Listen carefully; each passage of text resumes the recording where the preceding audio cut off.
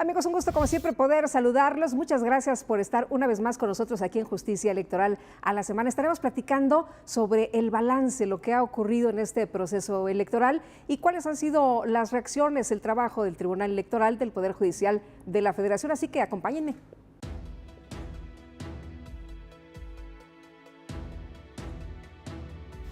La ciudadanía participó intensamente en la jornada electoral del 1 de julio. Los actores políticos mostraron su compromiso con los valores democráticos al participar en los comicios con convicción y con respeto a las reglas. Las autoridades electorales también estuvieron a la altura del desafío. El INE organizó una elección ejemplar, generando condiciones adecuadas para la participación y votación de casi 72 millones de electores. El Tribunal Electoral del Poder Judicial de la Federación, a través de sus salas regionales y de la Sala Superior, trabajó para garantizar que todas y cada una de las etapas del proceso se desarrollaran con apego a los principios constitucionales de certeza, legalidad, independencia, imparcialidad y objetividad. La labor del Tribunal Electoral del Poder Judicial de la Federación fue encaminada en particular a salvaguardar los derechos político-electorales de todas las personas y asegurar la certeza y la seguridad de la decisión democrática expresada por el sufragio popular, ya que en una democracia es la ciudadanía y únicamente la ciudadanía la que a través de su voto define a sus gobernantes. La resolución de casi 5.500 medios de impugnación fueron sometidas al conocimiento de las diversas salas del tribunal y resueltas en tiempo y forma, con pleno apego a derecho. En el mediano plazo, el Tribunal Electoral del Poder Judicial de la Federación buscará hacer balances profundos con la participación de la ciudadanía, la academia y expertos jurisdiccionales que permitan perfeccionar el sistema electoral, las mejores prácticas de acceso a la justicia y los mejores caminos para fortalecer la confianza en la democracia y sus instituciones. Y le agradezco que esté con nosotros aquí en el estudio a Yanino Tálora, la magistrada presidenta del Tribunal Electoral, a quien saludo con mucho gusto. Bienvenida, ¿qué tal? Muchas gracias, Lupita. Gracias por este espacio para poder platicar el cierre de este gran proceso electoral que ha vivido México. Oye, siempre dijiste que tendrían que resolver en el Tribunal Electoral rápido y bien. ¿Esto fue lo que ocurrió? Esto fue lo que ocurrió. Resolvimos en el ámbito de la elección federal absolutamente todo. Lo resolvimos bien, lo resolvimos acorde con la ley. Habrá criterios que podrán criticar, que se podrá discutir, pero me parece que si hacemos una evaluación del trabajo de la Sala Superior, particularmente durante este año de la elección presidencial y legislativa de ambas cámaras, el conjunto es un buen trabajo, es un trabajo serio, profesional, un trabajo que fortalece la democracia, que protege los derechos políticos. Ya después te platicaré algunos de los grandes temas que logramos hacer avanzar a través de nuestras sentencias. Por ello, insisto, es un trabajo que tiene que verse no en una o dos sentencias, sino en la totalidad del trabajo judicial. ¿Por qué esto es tan importante? Hablabas tú también de la certeza, pero no nada más para los actores políticos, sino también para los ciudadanos. Porque finalmente nuestras decisiones son las que van validando cada uno de los actos de las autoridades, de los partidos políticos, de los actores políticos, al irlos validando y diciendo si son conforme a derecho o no lo son, le damos certeza a la ciudadanía de que el proceso electoral, esa jornada electoral a la que van a llegar para elegir a sus autoridades, lo van a hacer en plena certeza de por quién están votando y de cuáles van a ser los resultados. Janine, se pensaba que iba a ser una elección muy complicada, muy compleja por este volumen tan grande, pero que todo se iba a dirimir aquí en el Tribunal Electoral. Ustedes estaban completamente preparados. ¿Cómo viste la situación?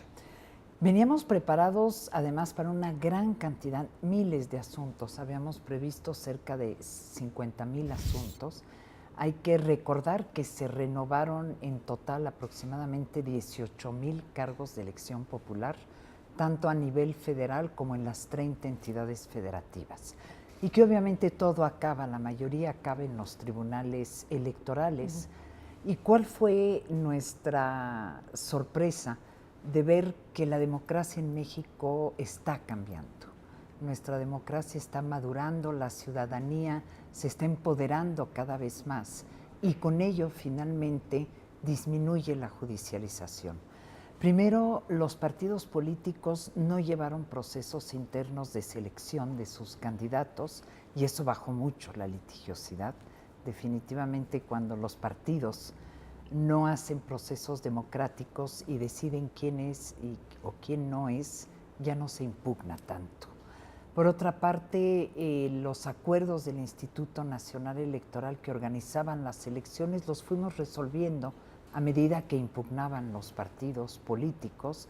Y bueno, esta gran jornada electoral que tuvimos en la que salió 60%, más, poco más, del padrón electoral a votar en orden, en paz, fue excepción hecha quizá de Puebla y algunas casillas, no hubo actos de violencia, no hubo vidas que se hayan perdido, la gente votó masivamente en todo el ámbito federal y local por una misma fuerza política y los actores políticos aceptaron el resultado. Entonces, esto nos llevó a una elección que no fue impugnada realmente. Oye, y dentro de lo que sí llegó, porque me acuerdo que me dijiste, oye, no nos llegó tanto, pero sí nos llegó bastantito, dentro de lo que sí llegó, ¿cuáles casos dirías tú que son los emblemáticos, los más relevantes? Todos son importantes, pero Todos. los emblemáticos. Los emblemáticos yo diría que han sido las diputaciones indígenas, esta maravillosa decisión del INE que nosotros perfeccionamos de crear 13 curules en la Cámara de Diputados exclusivamente para ciudadanos indígenas. Es un paso enorme en México y yo creo que hay muy pocas legislaturas con países pluriculturales que tengan curules reservadas para los indígenas. Entonces fue un gran avance.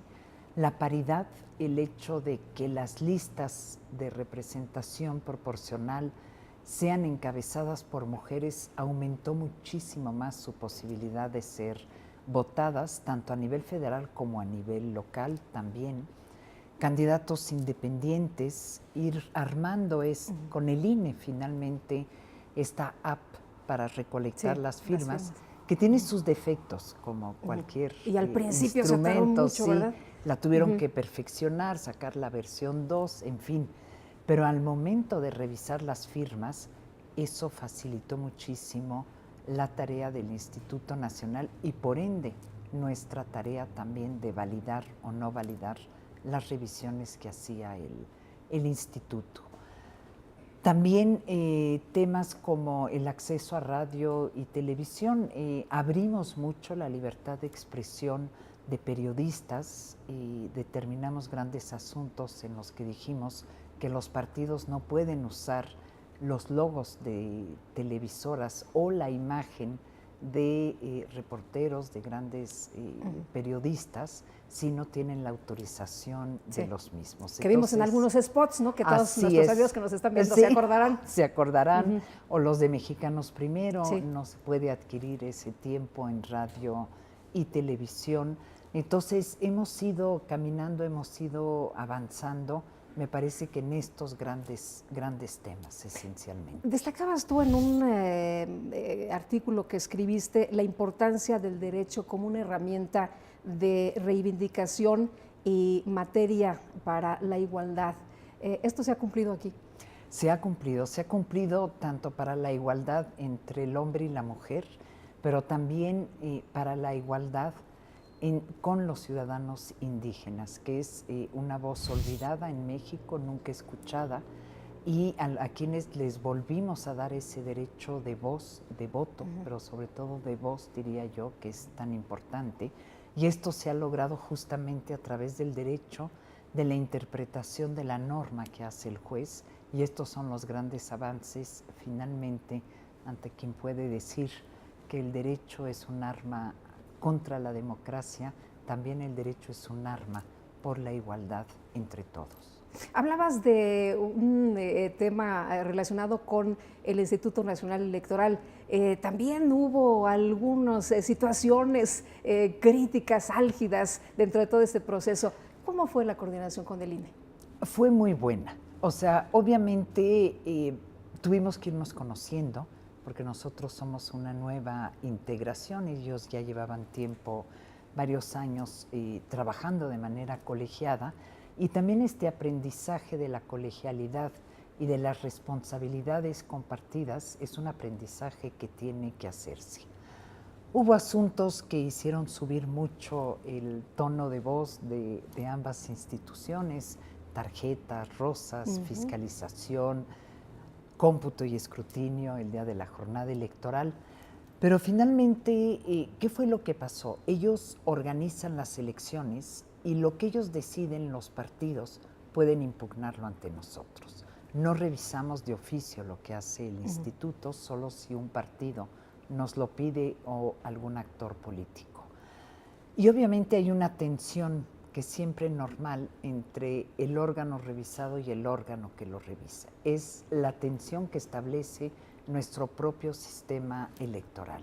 Entonces, en un ambiente de por sí caliente, que es el ambiente de las elecciones, de la campaña, de las pugnas entre partidos políticos, pues sí, se exacerban los ánimos, salen unos a declarar, van otros también a contradeclarar y se fue incendiando el tema hasta que después del escrutinio y cómputo ya decidimos, vamos a sentarnos y vamos a trabajar juntos sin estarnos golpeando, que tampoco era necesario, claro. Y hemos sacado muy, muy buenas cosas entre las dos instituciones. Y quiero resaltar aquí justamente que si la jornada del 1 de julio fue una gran jornada de aprendizaje que nadie se esperaba realmente, es también porque el INE llevó a cabo esta organización y fue capaz de instalar todas estas miles de casillas y de motivar a la ciudadanía para ejercer su función como funcionarios de casilla y darles la confianza de salir a votar. Muy bien, pues nos quedamos con esto. Tenemos que hacer una pausa, pero regresamos de inmediato a la invitación para que se queden con nosotros y a través de redes sociales se pongan en contacto. Regresamos rapidísimo.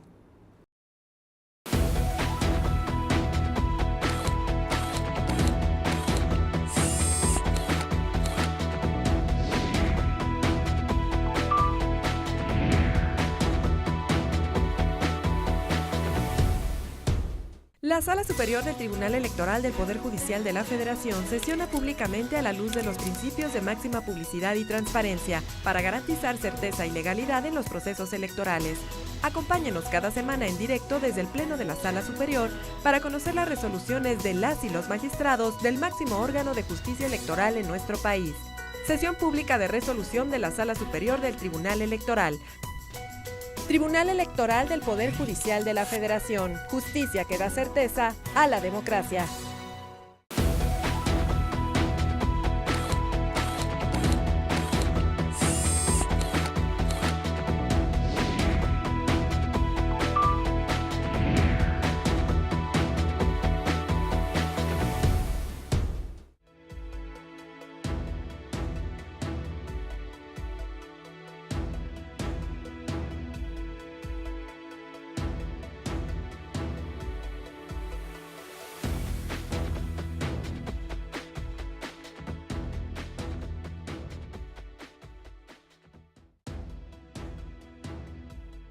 Estamos de regreso, muchas gracias a ustedes que continúan con nosotros y Janine, seguimos platicando de temas interesantes durante este proceso, este balance en el 2018. Quisiera preguntarte rapidísimo, el proceso todavía no termina, ¿verdad? El proceso federal ya terminó. Visto los resultados de la jornada electoral, 30 puntos de diferencia, 53% de votos a favor de un candidato. Hubo impugnaciones, sí, cerca de 300 juicios, pero eran todos extemporáneos y era de un partido político, el PES, que quería tratar de salvar su registro con estas impugnaciones. Decidimos que una vez concluida la fiscalización por parte del INE, podíamos pasar a entregar la constancia de presidente electo. En ese momento se cerró la elección presidencial. ¿Y qué significa que se haya dado por adelantado? Había una fecha, septiembre, para que se diera la constancia al presidente electo. ¿Qué significa que esto haya sido antes? Primero, precisar que el 6 de septiembre la ley dice hasta el 6 de septiembre, o sea, es la fecha límite, exactamente. En 2000, cuando gana el entonces presidente Fox, se entregó la constancia el 2 de agosto, porque no hubo impugnaciones, y aquí se hubiera podido haber entregado el 2 de agosto. El problema es que iba a dar mayor certeza si esperábamos que se cumpliera esta nueva etapa, digamos, que establece la Constitución, que es la fiscalización, ya que en caso de rebase puede anularse la elección. Esta no se podía anular de todos modos por la diferencia de votos entre primer y segundo lugar, pero la intención era hacer un proceso pulcro, que no hubiese duda, que todo estuviese concluido. Y era necesario darle certeza a México, certeza al mundo entero, de que México ya tenía un presidente electo y que ese proceso electoral estaba concluido hasta en tanto se haga el correspondiente cambio de poder, ¿no? Ese era el mensaje. Ese era el mensaje realmente. Oye, en el caso de dos asuntos que nos quedaron pendientes y me llamaron la atención, candidaturas independientes. Aquí hubo también un tema que se discutió mucho. ¿Qué han reflexionado sobre esto? ¿Qué tendría que cambiar algo sobre esto? Yo pienso que se tienen que cambiar varias cosas a nivel de las candidaturas independientes. Habrá que ver el porcentaje. El porcentaje de apoyos ciudadanos me parece que es muy alto y hace que los ciudadanos no resulte muy costoso y muy complicado acceder a una candidatura independiente, por una parte. Por otra, habrá que ver si se puede aplicar el mismo sistema de recolección de apoyos ciudadanos, ya sea para un candidato independiente o un candidato indígena independiente, porque la realidad en las comunidades indígenas es muy distinta y creo que a esta candidata o aspirante a candidata presidencial Marichuy, la app vino a complicarle las cosas. Ese es uno de los temas. El financiamiento en la etapa de recolección de firmas también habría que verlo. Y yo me cuestiono, quizá más en lo personal, de si un candidato que ya es independiente, que ya está en la boleta, puede bajarse en cualquier momento y declinar su candidatura. ¿Por qué? Porque no es lo mismo que te lleve a una candidatura un partido a que te lleve un grupo de ciudadanos. Hay pequeñas diferencias. Y otra reforma que me parece habrá que hacerse es que estas candidaturas que surgen de la ciudadanía y que solo existen por el apoyo ciudadano, el ciudadano debería también de poder vigilarlas e ir impugnando diversos actos de estos candidatos independientes. Porque nace el candidato independiente y el único que lo puede impugnar es un partido político. El ciudadano ya queda hecho a un lado. Entonces habrá que ver estos temas en una adecuación, totalmente, ¿no? Una mayor, realmente hacer una candidatura ciudadana con un acompañamiento de vigilancia ciudadano también.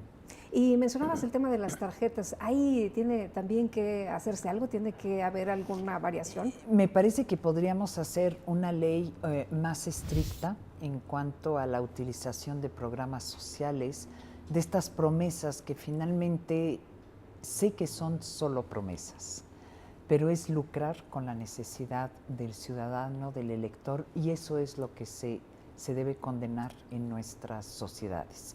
Tuvimos en este proceso electoral un candidato a gobernador, no recuerdo bien en qué entidad, que utilizó ya no tarjetas, sino chequeras. Entonces venía derecho a consulta médica, derecho a mastografía, en fin, y atrás venía el nombre del candidato y el partido. Si ganaba, se tenía eso como beneficio, y es lucrar con la necesidad de la gente. Eso es uno de los problemas que tiene esta forma de hacer promesas que no es lo mismo que un tríptico o un desplegado. Claro. Oye, en el tema de la violencia, fue una situación realmente muy grave para el país. Todavía, ayer hemos estado hablando de estos temas en los noticiarios. Es un asunto que tú has abordado también mucho. Sí, a mí llegó un momento en el que me preocupó cómo iba aumentando esta violencia política, sobre todo en los municipios, es cierto, pero no tiene nada que ver que sea en municipio o a nivel federal, porque ¿qué es lo que estaba pasando? Es que estábamos permitiendo que el crimen organizado decidiera quién iba a estar en la boleta y quién no iba a estar en la boleta. Y eso ya es sumamente grave en una democracia en el que solo puede decidir el ciudadano. Sí, porque quién está poniendo y quién está quitando a los candidatos, ¿no? Totalmente. Y un candidato que ya no está en la boleta, pero que está impreso su nombre. Y además es enrarecer este ambiente político que puede llevar a que la gente no salga a votar el día de la jornada. ¿Qué sigue para el Tribunal Electoral? ¿Cuáles serían tus conclusiones de esto que ha ocurrido, de esto que se ha vivido, que tú has vivido desde el Tribunal Electoral, además como primera vez una mujer presidenta entrega esta constancia? Sí. En fin, ¿cómo cierras tú? ¿Cómo dirías tú que está terminándose este proceso y qué viene? Ya concluidos los procesos locales, me parece que tenemos que trabajar ya con un nuevo Congreso para efectos de ver cómo podemos adecuar la norma sin irnos a una reforma político-electoral, que creo que no da mayor certeza, sino cómo podemos afinar las reglas actuales para efecto de que sean totalmente armonizadas con esta nueva realidad política en la que hay que volver a valorizar y ver este ciudadano empoderado que surgió el 1 de julio y que a todos nos dejó absolutamente sorprendidos, ese poder de decisión de la ciudadanía para provocar un cambio fuerte, un cambio importante.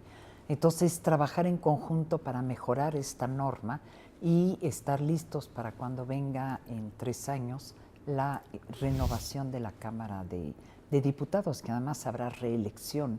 Entonces, esto también implicará reglas y formas de interpretar la ley distinto.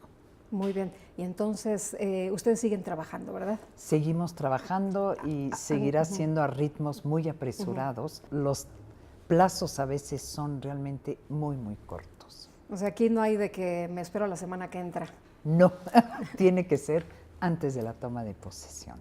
Muy bien, pues ha sido un gusto poder platicar contigo una vez más. Muchísimas gracias. Igualmente, Lupita, muchísimas gracias. Y muchas gracias también a usted por habernos acompañado. Lo dejamos con este resumen de lo más importante del Tribunal Electoral y nos vemos la próxima. Que la pasen todos muy bien.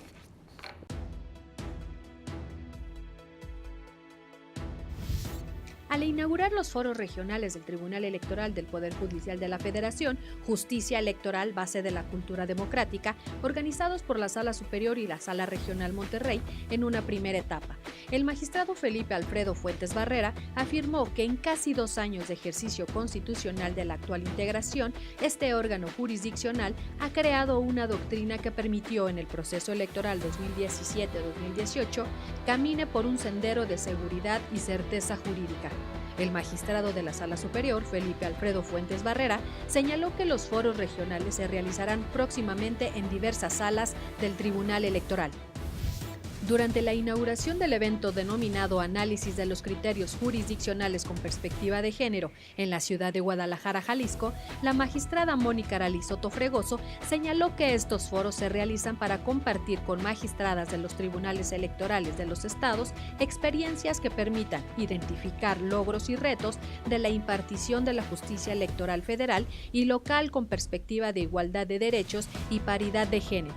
La magistrada de la Sala Superior del Tribunal Electoral del Poder Judicial de la Federación, Mónica Arali Soto Fregoso, destacó la contribución que han tenido los tribunales electorales en el avance de la igualdad sustantiva en México.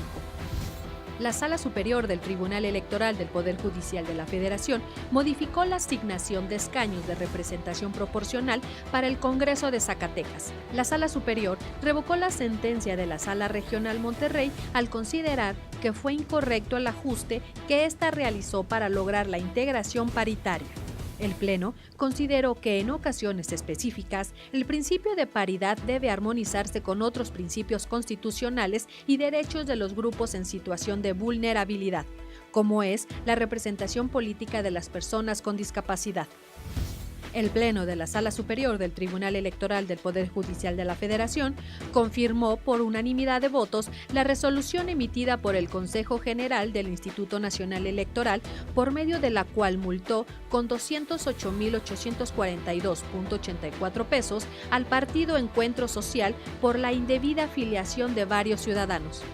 En sesión pública de la Sala Superior del Tribunal Electoral del Poder Judicial de la Federación, se confirmó la resolución emitida por la Sala Regional Guadalajara, mediante la cual, pese a la declaratoria de nulidad de la votación recibida en 24 casillas, validó la entrega de la constancia de mayoría y validez de la elección del Ayuntamiento de Juárez, Chihuahua, a favor de la planilla del candidato independiente Héctor Armando Cavada Alvidres.